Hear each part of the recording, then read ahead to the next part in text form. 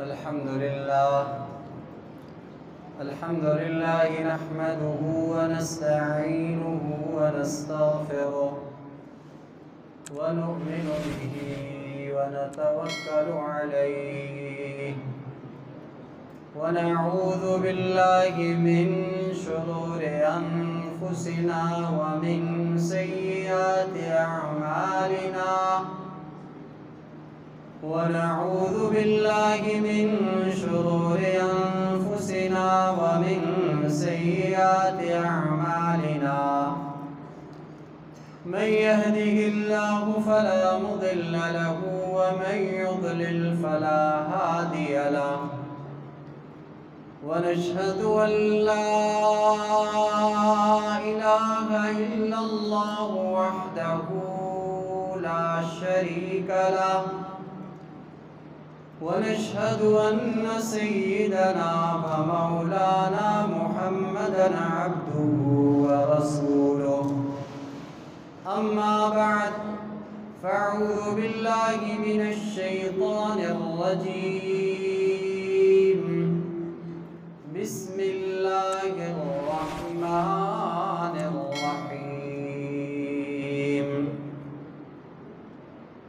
إن هذا القرآن يهدي للتي هي أقوم وقال الله تبارك وتعالى إنا نحن نزلنا الذكر وإنا له لحافظون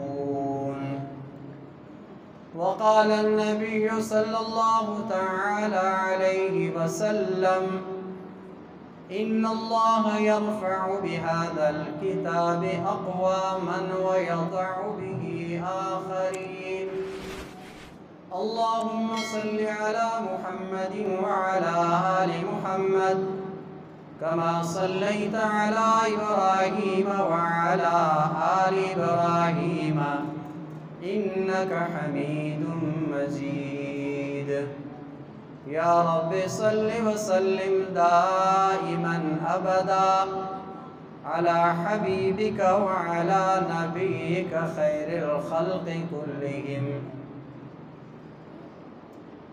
جناب محترم محسن و مشفق قاری محمد یونس صاحب قاسمی، محترم استاذ مولانا قاری لال محمد صاحب، محترم جناب مولانا محمد خان بلوچ، اسی طرح بہت سارے علماء یہاں تشریف فرما ہے۔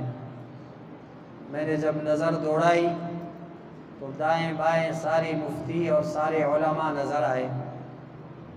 پھر ہمارے اسٹیج سیکریٹری نے جو اعلانات کیے تو میں یہ آیت پڑھ رہا تھا، خیر تو ہے وہ کافرین کے بارے میں، یا لیتنی کنت ترابا، وہ قیامت کے دن کہیں گے کافر کاش کہ میں مٹی ہو جاتا۔ تو اس بھائی نے جو اعلان کیا قاری صاحب مولوی صاحب نے، تو میں بھی یہی آیت پڑھ رہا تھا۔ مفہوم اگرچہ اس اعتبار سے ہے، لیکن اس نے جو میرے لیے اعلان کیا تو میں اس وقت یہی پڑھ رہا تھا، یا لیتنی کنت ترابا، کاش میں مٹی ہو جاتا۔ اور جو وہ فرما رہے ہیں نہ میں اس کا اہل ہوں نہ مجھے کچھ آتا ہے۔ کل استاد محترم قاری لال محمد صاحب، قاری یونس صاحب وہاں انہوں نے تکلیف کی اور وہاں پہ تشریف لائے۔ ان کے آنے سے ہماری حوصلہ افزائی تو بہت زیادہ ہو گئی کہ ادارے میں تشریف لائے تھے۔ بدقسمتی سے میں دوسرے ادارے میں تھا تو راستے میں ملاقات ہوئی۔ پھر استاذہ نے ان محترمان نے فرمایا کہ آپ کو کل حاضر ہونا ہے، تو میں نے کہا کہ لبیک و سعدیک، میں حاضر ہوں اور میں نے حاضری لگا دی۔ نہ مجھے بیان کرنا آتا ہے، نہ میں شیخ ہوں نہ حدیث، مجھے حدیث کی تعریف بھی نہیں آتی، لیکن ان حضرات نے فرمایا اللہ کرے ان کے گمان کے مطابق اللہ مجھے بنا دے، اور اللہ تعالیٰ ان کے گمان کے مطابق ہمارے لیے بہتر فیصلہ فرما دے۔ آپ حضرات کے ساتھ آ کر کے پہلے تو ان کا شکریہ ادا کرتا ہوں کہ یہ ذریعہ بنے آپ حضرات سے ملاقات کرنے کی، آپ جیسے بزرگوں کی زیارت ہو رہی ہے۔ اور پھر آپ حضرات کے ساتھ بیٹھ کر کے اپنے اسباق اور اپنے سبق دہرانے کا موقع آپ حضرات نے دی۔ یہاں لوگ بیٹھے ہوئے ہیں اور ان کا بیٹھنا اور ان کا آپس میں ملنا، ان کا آپس میں ایک دوسرے کو دیکھنا، زیارت کرنا، یہ صرف ہی صرف اس کی کوئی نسبت کوئی اور غرض نہیں ہے، صرف اللہ کی نسبت پہ، اللہ کو راضی کرنے کی غرض اور اس جذبے سے یہاں پہ بیٹھے ہوئے ہیں۔ اور پھر ایسے مجالس پہ اللہ تبارک و تعالیٰ بھی فخر فرماتے ہیں، اور اللہ تعالیٰ فرماتے ہیں حدیث قدسی جس کا مفہوم ہے وجبت محبتی، مجھ اللہ کی محبت واجب ہوتی ہے، المتحابین فیہ، میری محبت میں آپس میں یہ بیٹھے ہوئے ہیں، والمتجالسین فیہ، میری ہی محبت میں ان کا مجلس ہے، ان کا بیٹھنا ہے، والمتزاورین فیہ، میری ہی محبت میں یہ ایک دوسرے کی زیارت کر رہے ہیں۔ اللہ فرماتے میری محبت ایسے مجلس والوں کے لیے واجب ہو جاتی۔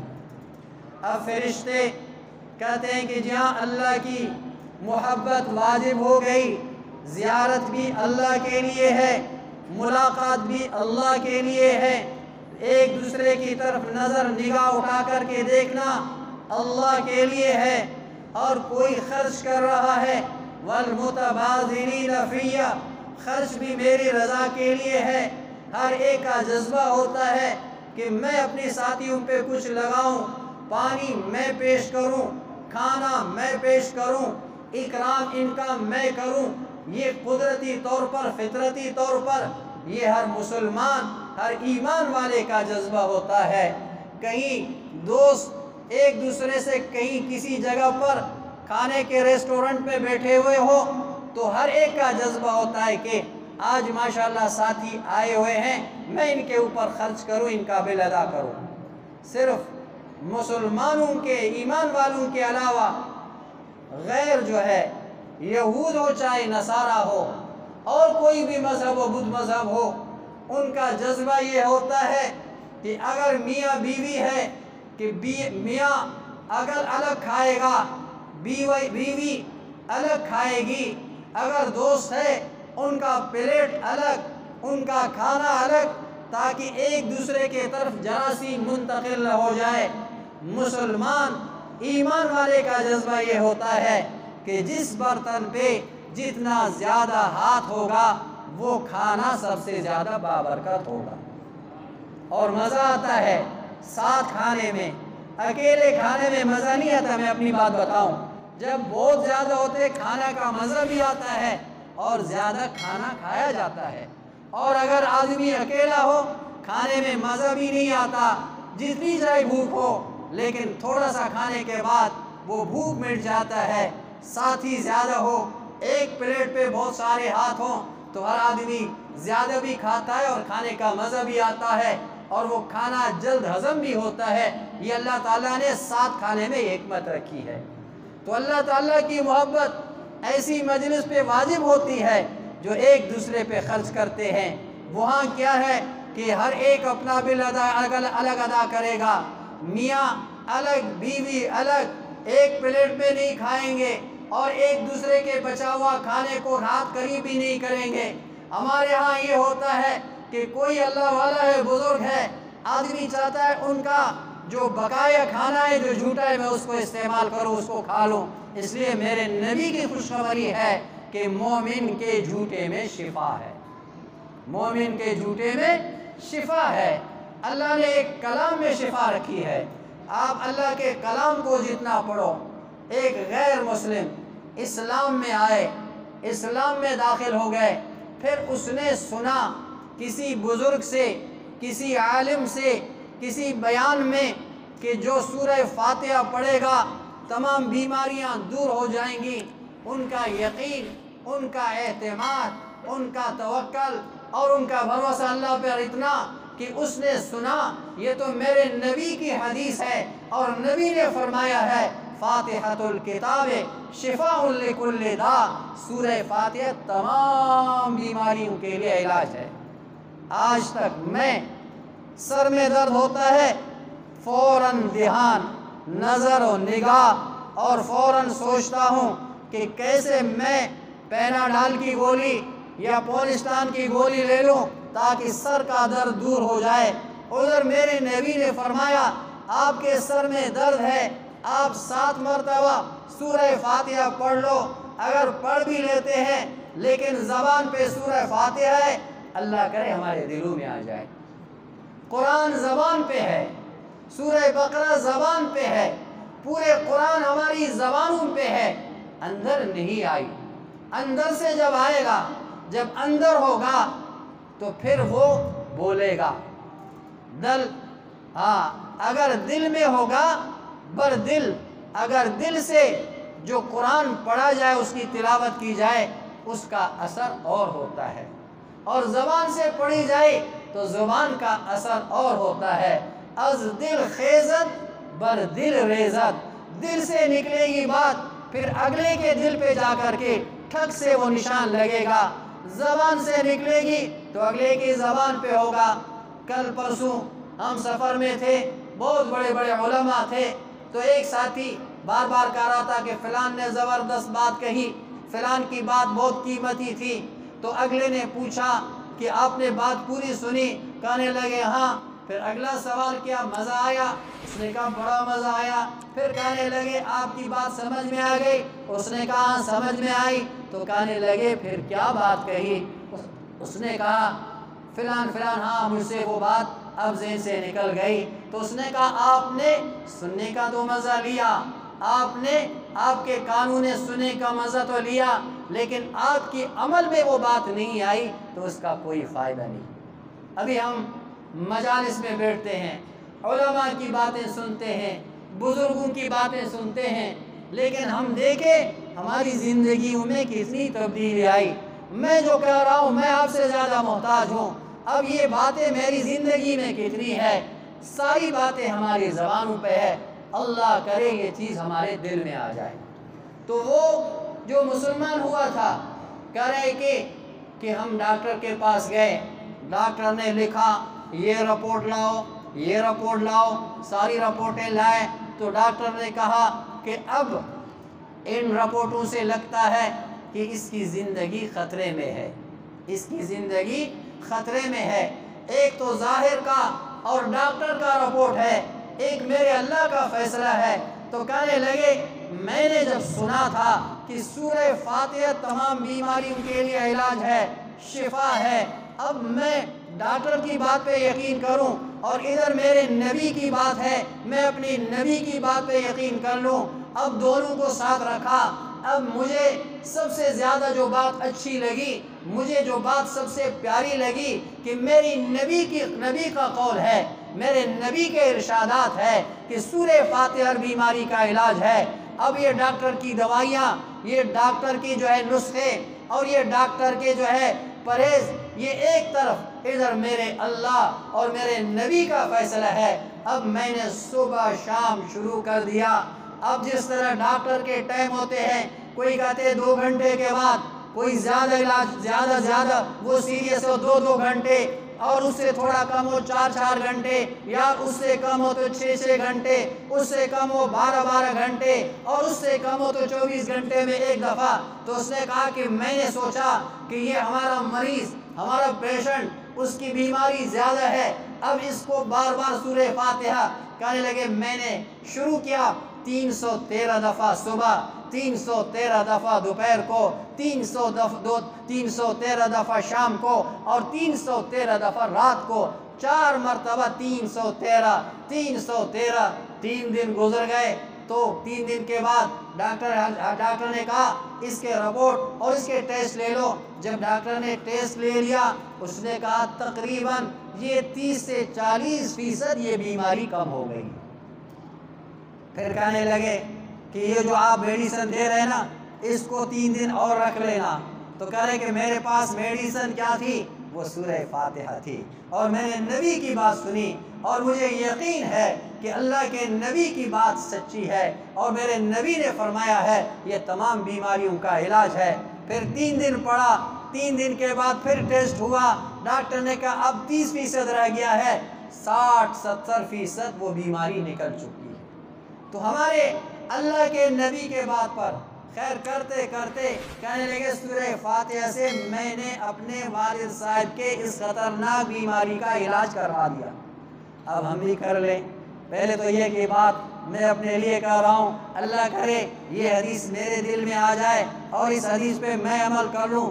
کوئی بھی بیماری آ جائے، بجائے ڈاکٹر کی طرف بھاگنے کے، یہاں پیسہ نہیں لگتا، ادھر پیسہ لگتا ہے، یہاں لائن میں نہیں لگنا پڑتا، نمبر لینا نہیں پڑتا، وہاں نمبر لینا پڑتا ہے، لائن میں لگنا پڑتا ہے، اور گھنٹوں لگتے ہیں، گھنٹوں۔ ابھی نمبر آئے گا، اب 10واں نمبر چل رہا ہے، 20واں نمبر چل رہا ہے، آپ کا نمبر 30واں ہے۔ ایسے ڈاکٹر ہے دن میں 30 پیشنٹ دیکھتے ہیں، تو وہ گھنٹوں انتظار کرنا پڑتا ہے۔ کاش اللہ کرے ہمارے دلوں میں یہ آ جائے۔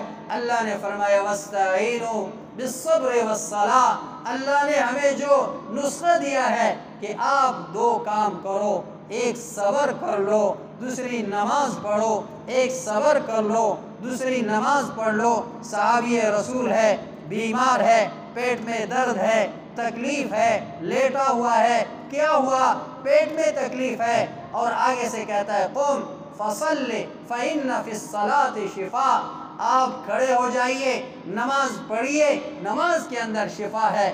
دیکھتے ہیں، میں نے تو آج تک اپنی بات کہہ رہا کہ ہم نمازیں پڑھ کر کے اللہ سے اپنے مسائل حل کروا دیں، بہت کم ہوا ہوگا۔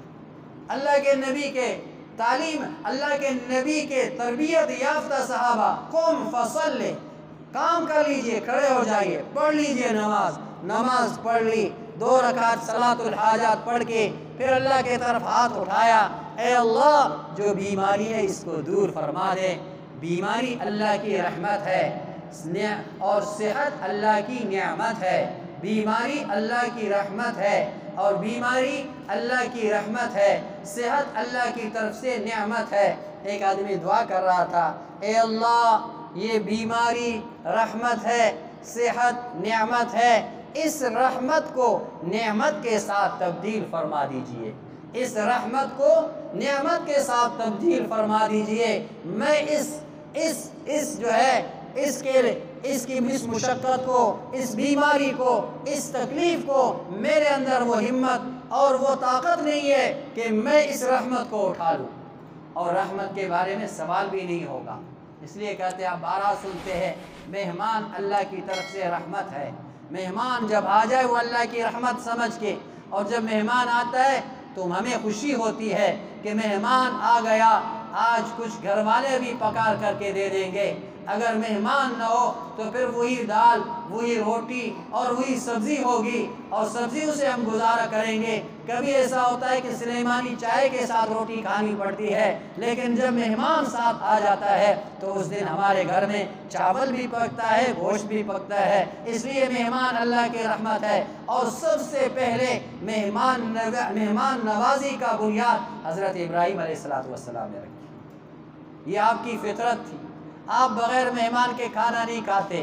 ہم لوگ دیکھتے مہمان آیا، کیا کریں گے، آج مہمان آیا، اب مہمان کس وقت کیسے چلا جائے، اس کو کھانے کا وقت ہو رہا ہے، یا اللہ ایسا نہ ہو کہ وہ بیٹھ جائے کھانے پہ، کھانا بھی ویسے ہی تھوڑا ہے۔ لیکن بات یہ ہے، میرے نبی نے فرمایا ایک کا کھانا 2 کے لیے کافی ہوتا ہے، 2 کا کھانا 4 کے لیے کافی ہوتا ہے۔ یہ میرے نبی کا ارشاد ہے، طعام الواحد یکفی للاثنین، طعام الاثنین یکفی للاربع، 2 کا کھانا 4 کے لیے، 1 کا کھانا 2 کے لیے کفایت کر جاتی ہے۔ خیر، تو اس آدمی نے اپنی بیمار کو، اپنے پیشنٹ مریض کو سورہ فاتحہ سے علاج کروایا۔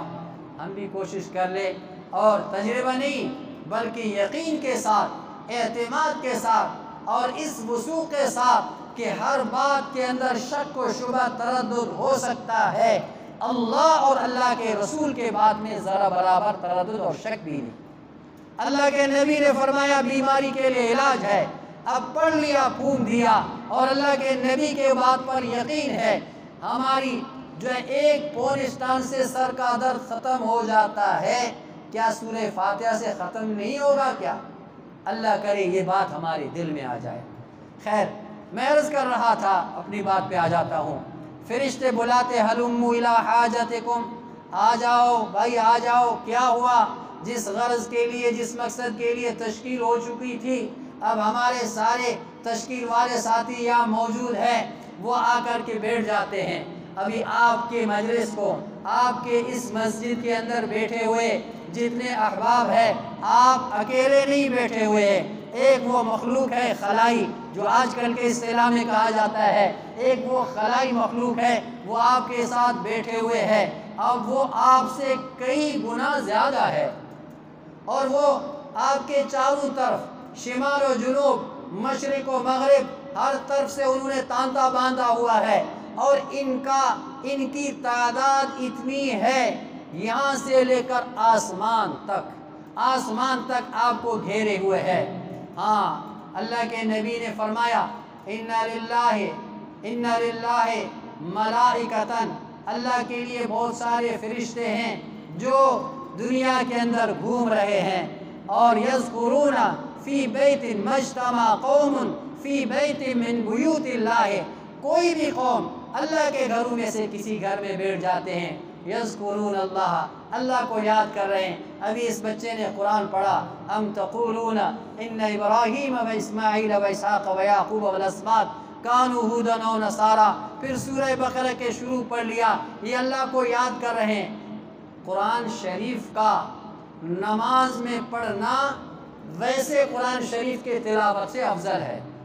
قرآن کو پڑھنا عبادت ہے، قرآن کو دیکھنا عبادت ہے، قرآن کو ہاتھ لگانا عبادت ہے۔ قرآن شریف کا نماز میں پڑھنا ویسے پڑھنے سے افضل ہے۔ جب آپ نماز کے لیے کھڑے ہو جاتے ہیں، ہاتھ باندھتے ہیں اور ہاتھ باندھ کر کے قیام میں قرآن پڑھتے ہیں، تو اس قیام میں قرآن کا پڑھنا ویسے قرآن پڑھنے سے افضل ہے۔ اس لیے رابعہ بصری ایک عورت تھی، 2 رکعت میں پورے قرآن پڑھتی تھی، ایک عورت تھی 2 رکعت میں۔ حضرت عثمان، یہ تو ان کا معمول تھا کہ 2 رکعت میں پورے قرآن کے تلاوت کرتے تھے، تو ایک عورت اس امت کی عورتوں میں سے جو روزانہ 2 رکعتوں میں پورے قرآن شریف کی تلاوت کر لے، کیا مزہ ہوتا، کیا مزہ لے رہا ہوتا۔ قرآن کے اندر جو لطف ہے، قرآن کے اندر جو مزہ ہے، قرآن کے اندر جو مٹھاس ہے، اللہ کی قسم کسی چیز میں نہیں ہے۔ ہم تو شربت پیتے ہیں، مٹھائیاں کھاتے ہیں، واہ بڑے مزے کے اور بڑا میٹھا ہے، چائے اور شربت بڑی میٹھی ہے، آدمی اس کی مٹھاس کا محسوس کر لیتا ہے اپنی زبان پہ۔ قرآن میں جو مٹھاس ہے، اللہ کی قسم کہیں بھی نہیں ہے۔ جس کو اللہ تعالیٰ یہ مٹھاس عطا کر دے، ابھی قرآن ہمارے حلق سے نیچے نہیں جا رہا، یہ قیامت کی علامت ہے کہ قرآن کے الفاظ کو سیدھے کر کے پڑھیں گے، الف پہ وقت لگاتے ہیں، الف قاری صاحبان بٹھاتے ہیں، ابھی تک آپ نے الف اس کا مخرج صحیح نہیں کیا، با اس کی مخرج صحیح نہیں ہوئی، تا اس کی مخرج صحیح نہیں ہوئی، اور وہ پھر بتاتے ہیں، زبان بھی لگا دیتے ہیں، یہ زبان اس کو تالو سے لگاؤ، یہ زبان اس کو ثنا یا علیا سے لگاؤ، یہ زبان ثنا یا سفلا سے لگاؤ، اور یہ زبان دونوں جبڑوں کے بیچ میں گھماؤ، پھر آپ کی ذات کا جو مخرج نکلے گا۔ یہ ساری چیزیں وہ سمجھاتے ہیں اور اس پہ زور لگاتے ہیں، لیکن کبھی یہ نہیں بتاتے کہ یہ آیت ہے، اس پہ عمل کرو اور عمل کر کے دکھاؤ۔ صحابہ کرام قرآن پڑھتے تھے، الفاظ کی درستگی یہ قرآن کا حق ہے، الفاظ کو پڑھنا قرآن کا حق ہے، صحیح مخرج سے پڑھنا قرآن کا حق ہے، اور قرآن کے اوپر عمل کرنا یہ قرآن کا حق ہے۔ تو ہم لوگ الفاظ صحیح کر رہے ہوتے، لیکن قرآن کی اس آیت پہ جو میری نظروں سے اڑا، روزانہ پڑھ لیتے ہیں، 2 پارے کی تلاوت اللہ تعالیٰ توفیق دیتے ہیں۔ رابعہ بصری وہ تو عامل بھی تھے، عالمہ بھی تھے، عاملہ بھی تھے، عالمہ بھی تھے، علم رکھتی تھی اور عمل بھی کرتی تھے۔ ہم معلومات بہت رکھتے ہیں، عمل ندارت عمل نہیں ہے۔ تو یہ قرآن کو نماز میں پڑھنا قرآن کو دیکھ کر پڑھنے سے زیادہ افضل ہے، بہتر ہے۔ اس لیے آدمی نوافل میں رات کو اٹھ کر کے، اللہ نے فرمایا نا إن ربك يعلم أنك تقوم أدنى من ثلثي الليل ونصفه وثلثه وطائفة من الذين معك. یہ اللہ نے فرمایا کہ آپ رات کا کچھ حصہ، آدھی رات جو ہے ایک رات کے ایک حصہ آپ کھڑے ہو کر اللہ کے سامنے قرآن کی تلاوت کر لیں. تو رات کا ہمارا بڑا حصہ قرآن کی تلاوت میں ہو جائے، تلاوت میں رکھ جائے. حضور صلی اللہ علیہ وسلم کے زمانہ میں، صحابہ کرام کے زمانہ میں، صحابہ کرام رات بھر اپنے گھروں میں رات کو اپنے تقسیم کیے ہوئے تھے کہ اتنا حصہ تلاوت کا ہے، اتنا حصہ جو ہے نوافل پڑھنے کا ہے. پھر گھر والوں میں تقسیم ہوتے تھے، بھائی آپ جو ہے نا 12 بجے سے 2 بجے تک آپ کا کام ہے تلاوت، اللہ سے نظر و نیاز کرنا تاکہ رات بھر ہمارے گھر آباد ہو جائے. پھر 2 بجے سے لے کر 4 بجے تک فلان آپ کی باری ہے تاکہ رات ہماری زندہ ہو جائے، اور ہمارے لے کر صبح فجر کی اذان تک آپ کی ذمہ داری ہے. پوری راتیں ان کی تلاوت میں گزر جاتے اور راتیں ان کے گھر آباد ہوتے تھے آواز سے. ابھی عشاء ہوتی ہے، عشاء کی نماز سب سے بھاری ہے منافق پہ، فجر کی نماز سب سے زیادہ بھاری ہے منافق پر. فجر کی نماز کی چھٹی، عشاء کی نماز کی چھٹی کوئی پڑھ لیتا ہے تو بدلے ناخواست اپنے اوپر بوجھ سمجھ کے پڑھ لیتا ہے. فجر کے لیے اٹھتا ہے بوجھ سمجھتا ہے اور کبھی ہمت نہیں ہوتی ہے، آنکھیں نہیں کھلی. یہ منافق، فجر کی نماز منافق سے چھوٹ سکتی ہے، مومن ایمان والا فجر کی نماز کو نہیں چھوڑ سکتا ہے. تو اب عشاء ہو گئی، بچہ سائڈ میں موبائل لے کر کے بیٹھا ہوا ہے، بیوی ایک سائڈ، شوہر دوسرے سائڈ. یہ رات کے 12-1 بج جاتے ہیں، موبائل دیکھ دیکھ کر کے اوپر سکینہ نازل فرما دیتے ہیں. اب اس وقت آپ کو تو ضرور سکینہ مل رہا ہوگا، اللہ جانتا ہے مجھے بڑی خوشی ہو رہی، اندر دل میں ایک ٹھنڈک سی، ایک جو ہے اطمینان سی محسوس ہو رہی ہے کہ ان بچوں کی تلاوت سن کر کے مجھے اندر ایک اطمینان سا پیدا ہوا. نزلت علیہم السکینہ وغشیتہم الرحمہ. ہم سب کے سب اللہ کے رحمت میں ہیں، رحمت نے ہمیں ڈھانپ لیا. وحفتہم الملائکہ، اور فرشتوں نے ہمارا گھیراؤ کر لیا. اب ہم فرشتوں کی مجلس میں ہیں اور فرشتے ہمارے ساتھ بیٹھے ہوئے ہیں. چوتھی خوشخبری، اللہ اکبر، وذکرہم اللہ فی من عندہ. اب یہاں ہم اللہ کو یاد کر رہے ہیں، اللہ تعالیٰ کی تعریف کر رہے ہیں، اللہ کی تعریف سن رہے ہیں. اس نے صبغۃ اللہ پڑھا، اس نے ذالک الکتاب لا ریب فیہ پڑھ لیا، اس نے اولئک هم المفلحون پڑھ لیا. اب یہاں ہم اللہ کی تعریف، اللہ کے کلام کی تلاوت میں لگے ہوئے ہیں. چوتھی سب سے خوشخبری، سب سے قیمتی چیز، اب ہم سب کا ذکر اللہ کے ہاں ہو رہا ہے. ہم سب کا ذکر اللہ کے ہاں ہو رہا ہے. اللہ تعالیٰ فرشتوں سے فرما رہے، دیکھو میرے فلان بندہ، قاری صاحب، قاری صاحبان، مولوی صاحبان، طالب علم، محلے کے لوگ میرے گھر میں بیٹھے ہوئے ہیں. ان کا کوئی غرض نہیں، کوئی لالچ نہیں، کوئی ان کا جو ہے ایک دوسرے سے نفع نہیں، صرف اس لیے آئے ہیں کہ ہم اللہ کی نسبت سے جمع ہوئے ہیں اور اللہ ہم سے راضی ہو جائے. اور ہم سب کا یہی جذبہ ہے. اور جو بھی عمل ہو، ہر وقت نیت، شیطان ہمارا سب سے بڑا دشمن ہے. ایک بات یاد رکھیں، شیطان عمل کرنے سب سے پہلے تو ایمان لانے نہیں دیتا، ایمان لایا عمل کرنے نہیں دیتا، عمل کر لیتا ہے پھر اس کی ہمیشہ کوشش ہوتی ہے اس عمل کو ضائع کیا جائے. سب سے زیادہ اس شیطان کا حملہ انسان کے اخلاص پہ ہوتا ہے. ایک حدیث میں ہے، الناس کلہم ہالکون الا العالمون. سارے لوگ ہلاکت میں ہیں، علم والے بچیں گے. والعالمون کلہم ہالکون الا العاملون.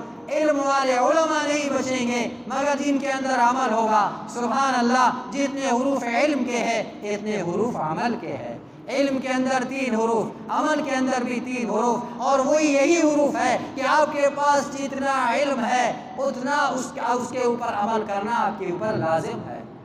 والعاملون کلہم ہالکون، عمل والے بھی نہیں بچیں گے. الا المخلصون، اخلاص والے بچیں گے، اور سارا فیصلہ اخلاص پہ ہے۔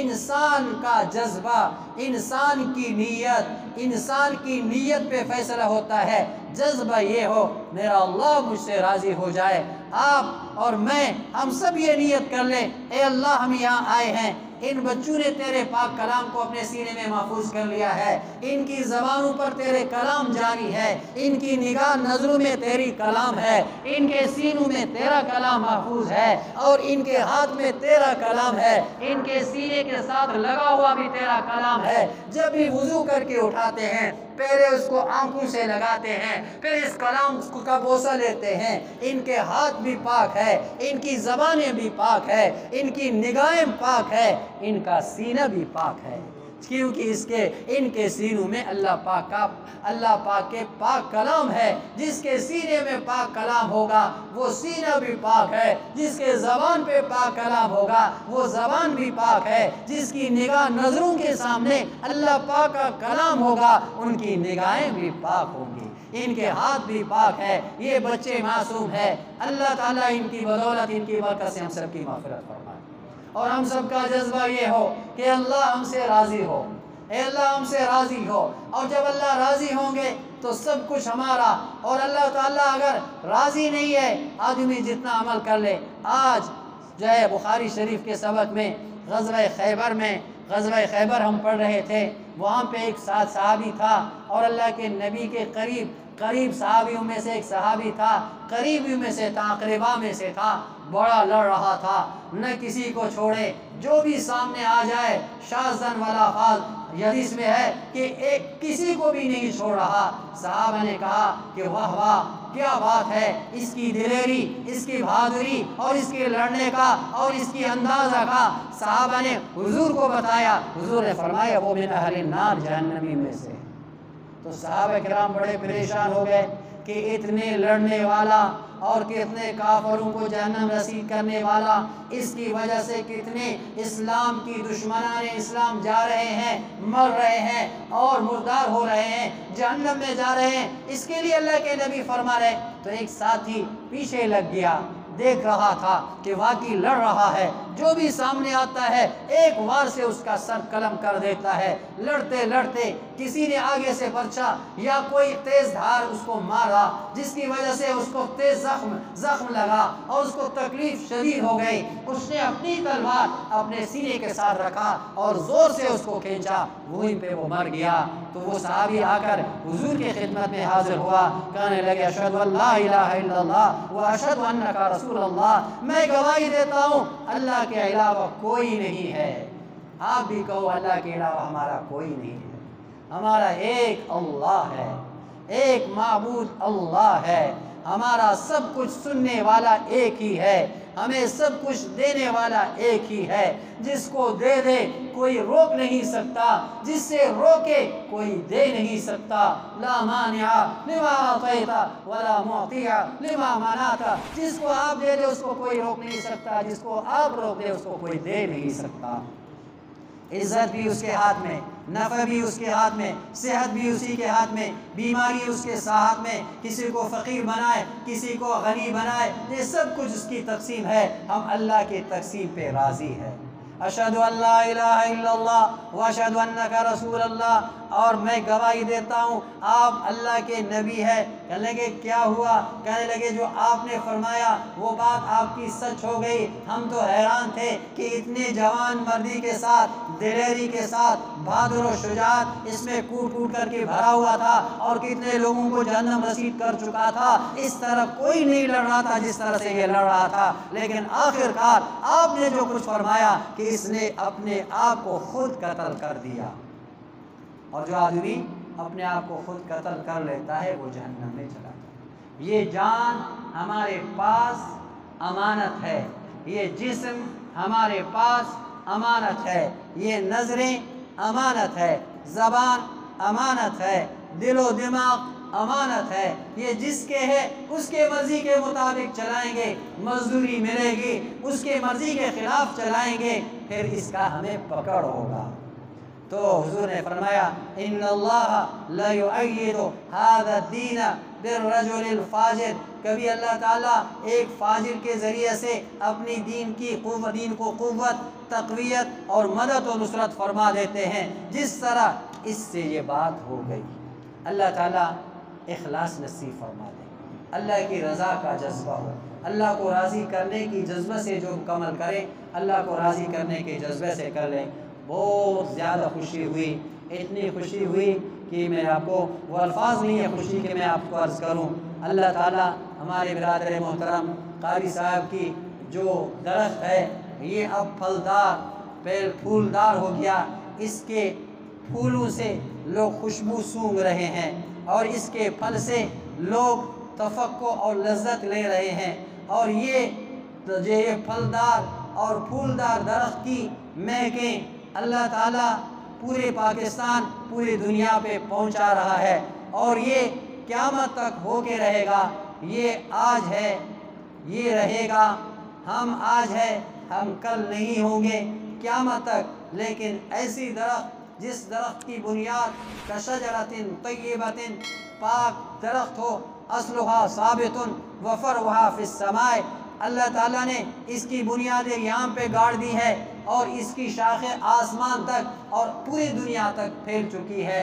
اللہ تعالیٰ اداروں کو قیامت کے صبح تک قائم و دائم رکھے، اور انشاءاللہ رہیں گے۔ اور یہ آج کی بات نہیں، اس زمانے کی نہیں، جس دن حضور کریم صلی اللہ علیہ وسلم نے اس بات کی بنیاد رکھی اور آپ نے اعلان کر دیا، اس دن سے اس کے مقابلہ کے لیے لوگ نکلتے آئے اور مقابلہ کرتے رہے، اور مقابلہ کرنے والے ناکام ہوتے رہے، اور جو اخلاص کے ساتھ اللہ کو راضی کرنے کی جذبے کی بنیاد رکھ کر کے جنہوں نے اس کام کو آگے چلایا، وہ ان کا کام نہیں رکا، اور یہ رکنے والا نہیں ہے، یہ تھمنے والا نہیں ہے، یہ چلے گا اور قیامت تک چلے گا، اور اس کے فوائد اور اس سے لوگ استفادہ کرتے رہیں گے۔ اللہ تعالیٰ ادارے کو، اساتذہ کو ترقیاں عطا فرما دے، اور ان کے جو بچے ہیں ان بچوں کو بہت بہت مبارک ہو، اساتذہ کو بھی مبارک ہو، منتظمین معاونین کو مبارک ہو، اور ان کے والدین کو بھی مبارک ہو کہ انہوں نے اپنے بچوں کو دوسرے مشاغل، دوسرے کام سے نکال کر کے یہاں لگایا ہے۔ ہمارے پاس ایک ساتھی آیا، بچوں کو دیکھ رہا تھا اور دیکھ کر کہنے لگے، اللہ کی قسم یہ جتنے بچے ہیں نا، آرام سے 15,000 20,000 10,000 تو مہینے میں کما کر کے لا سکتے ہیں۔ یہ 5 بچے ہیں، 6 بچے ہیں تو مہینے میں لاکھ روپے جمع جو ہے کما کر کے 60-70 ہزار کہیں کا بھی نہیں جاتا۔ انہوں نے ان سب کو پیچھے رکھا، انہوں نے کہا یہ 60-70 ہزار کی کیا قیمت ہے؟ اصل تو قیمت ہے سورہ فاتحہ کی، اصل تو قیمت ہے سورہ بقرہ کی، اصل تو قیمت ہے سورہ آل عمران کی، 114 سورتوں کی جو قیمت ہے، یہ پوری دنیا مل کر کے اس کا مقابلہ نہیں کر سکتا، اس کی قیمت ادا نہیں کر سکتا۔ اس کی قیمت کا کل قیامت کے دن پتہ لگے گا، اور جب وہاں پہ پتہ لگے گا تو اس وقت انسان حسرت افسوس کرے گا کہ کاش کہ میں دنیا اور دنیا کی معمولی کوڑے کے پیچھے نہیں لگتا، اس کلام پاک کو اپنے سینے میں محفوظ کر لیتا۔ کل جو ان کا شان ہوگا، ابھی آپ نے ان کا شان بھی دیکھا کہ ان کے سروں کے اوپر پگڑیاں رکھ دی گئی، اور کل قیامت کے دن وہاں پہ بھی ایک اس طرح کا تقریب اور اس طرح کا مجلس ہوگا، وہاں پہ بھی دستار بندیاں ہوں گی، اور وہاں پہ دستار بندی بچے کیا ان کے ماں باپ کو ہوگا۔